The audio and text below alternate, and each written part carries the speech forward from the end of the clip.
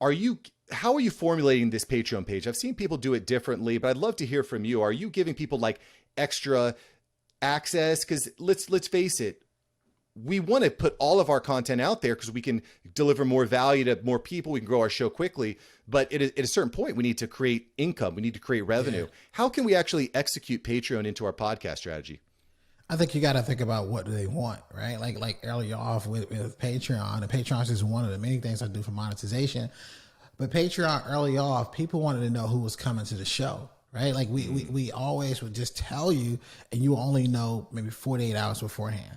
So at Patreon, what we were doing is that we were giving people access like a week or 2 weeks or 3 weeks before it actually happens, which is risky because so many things could happen, right? It could be canceled, things could switch up, but we were doing that for one, but there's different tiers. So there was a tier for behind the scenes. So you can kind of see, stuff like we're doing right now. There was a tier for taking guests that you may have seen on the show and give you something extra that you haven't seen before with them. That was just for Patreon only. And then as you go up the levels, of course, you can add things like merch. You can add things like some type of call. So those are things you can add on for your Patreon to get that person ready to say, you know what, I'm committed to this monthly, anywhere between, $5 or, or 25 or more. And I would say, as you do at the beginning, even ask for a tier of maybe $1 or $2 of people who just support you, that don't absolutely want anything at all. But hey, if you're rocking with this, and make it limited, make it seem, rare. So we put like a cap level on that so that if you went to our Patreon, you'll know that donation mark is completely sold out. Like you have to go to a different tier. So that's what I would tell you. But I would most likely tell you this: if you're a coach, you're a consultant, if you're doing anything of value, if people are really ready to pay you, the real monetization is creating your own products, whether that is ebooks, webinars, courses, or of course, what we like to do is get people enrolled into our Now What Academy. Okay. So I agree with you there. Like I've had Patreon pages before. I've had some revenue. It's nice to know it's coming in each month, but I agree. You're not going to like build a giant business off that. Most likely. It's not impossible. Tell me about the Academy. Like, how did you structure your course? How did you structure your Schools Over Now What Academy? And when did you launch it? Tell me a little bit about it. Yeah, man. So like we launched it. We look back, we started a podcast in June 2018. We really started launching it in December 2018. And we realized something really quick. So many people were coming to me for helping them build their brands and take their brands to the next level. But then we noticed something really crazy after we started doing it for a little bit. I think by the time we got to February of 2019, we started realizing who we were attracting. We were attracting entrepreneurs who are really ready to start and launch their own podcast, or maybe have a podcast that are trying to take it to the next level. So that's when I went all in on really focusing on podcasters and beginner podcasters or intermediate podcasters or even experts who are trying to get back in the game and go after certain guests. And that's really helping people build a brand with this thing. And that's when everything really, really took off, because now we're talking to a specific person.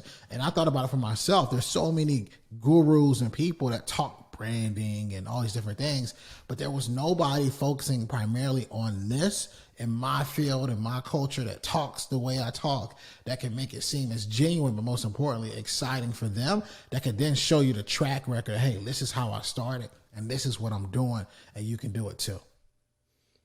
I mean, the riches are in the niches. So I agree with you there. I think that's something I struggle with a little bit, is being too broad, because I just don't want to leave people out. There's so many good conversations to be had, but I really like that idea of knowing exactly who you serve and how best to serve them. I think that, it makes a lot of sense. Yeah, Shawn, I think so too, though, Mark. You got to pay attention too to like, what are you enjoying doing the most? I can tell you off the top how many clients I'm like, damn, man, I don't even want to do this. You can take this money back, because it wasn't topics that I enjoy. Like it wasn't things that got me excited to talk to them. But when I'm talking to people who are trying to make an impact, whether it's creating a show. There's a show called Be Your Own Sugar Daddy that I helped blow up, that's just popping right now on iTunes. Or whether it's a show, the Cool Auntie, another show that we're helping just blow up right now. Whatever it is, I'm more excited about it because I see them go from an idea to like actual something that is out there and people are raving about it. That excites me much more than helping someone build their brand and selling wigs, because that's not my thing. Yeah. You know, so I think that's the key too, as a coach or consultant or someone that's really trying to monetize. Are you just as excited for them? I mean, this is incredibly, incredibly important. I mean, I've definitely had clients in the past that I said this, I mean, the money is great, but it's frustrating, right? Because you're not, to your point, you're not creating the impact that you really want, but but B, some clients bring communication challenges with them. Let's just say that. Let's be politically correct. It makes it tougher, man. You just want to give them the money back, man. But I think that's what also helped me too, because I feel excitement. Like, I know for 100% fact that anybody that I'm helping with around podcasting, oh, it's about to be crazy for you, you know, versus the wig lady. Yeah. Well, that makes, because so the other challenge, I'm glad the conversation went this way, because the other challenge I have is I'm getting on a lot of calls with potential clients, right? But because I'm so versatile, I'm on YouTube, I'm on podcast, I know how to repurpose so you can redistribute across all these different platforms. I understand all these social media channels. The challenge is that I'm getting on all these calls with all these different people with different goals. And so now I have to interpret what their need is. I have to develop a proposal. I have to send it out to them. It's more complicated for my team to produce. I really like this idea of being super clear on who you serve and how you serve them. It makes a lot of sense. It changed the game for me. And it changed the game for me, not only just from, me having to even explain it. Like, if you go to my page, whether it's on Clubhouse, whether it's on Instagram, you can read my first sentence and you know whether or not I'm your guy. In the first sentence, which is so clear compared to what it was in 2018, is that I help entrepreneurs build a brand through podcasting. So if you're gonna get the quick aha, if you're thinking about a show, if you're an entrepreneur, you're thinking about using your voice, your ears are already gonna perk up. So and you notice it too in your communication when you talk to people before you even get on that call. They already know what you're about. And I think that having that clearness makes it so I don't have to develop proposals. I know exactly what's about to happen. And I think that's the key. Yeah, that makes a lot of sense, because the proposals are just driving me bananas right now. I'm sending out like all these custom proposals. I'm trying to figure out pricing, communicating with my team on, can we do this? It's very complicated. It's complicated, right? It creates a lot of friction. It's very complicated. So I like this idea. It's going to make me, and let me also just confirm here, you didn't just come up with this clean, clear proposal day one, right?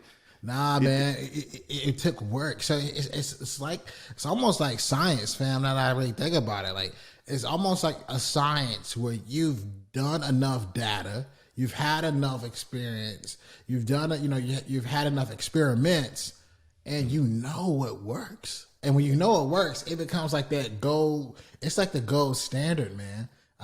And that's a complete strategy from the initial first thing I say to you, to getting you on a call, to walking you through the program, to walking you through every step of the program. I know it works because it's worked for so many people, and nothing's better than having that social proof, fam. When you got that social proof, it's a game changer. It comes down to more of is this person really ready for what's about to happen? And then clearly defining what's about to happen too. I think, a lot of podcasters, a lot of people that are new, they don't really understand all that's involved with everything. So having that guidance can be a huge, huge boon. Thank you so much for watching. I'm glad you enjoyed this episode. I've got several other episodes right here for you. Smash one of these videos to make sure that you don't miss out on the tips, tools, and tactics of industry experts. Let's take that side hustle full time. Smash one of these links.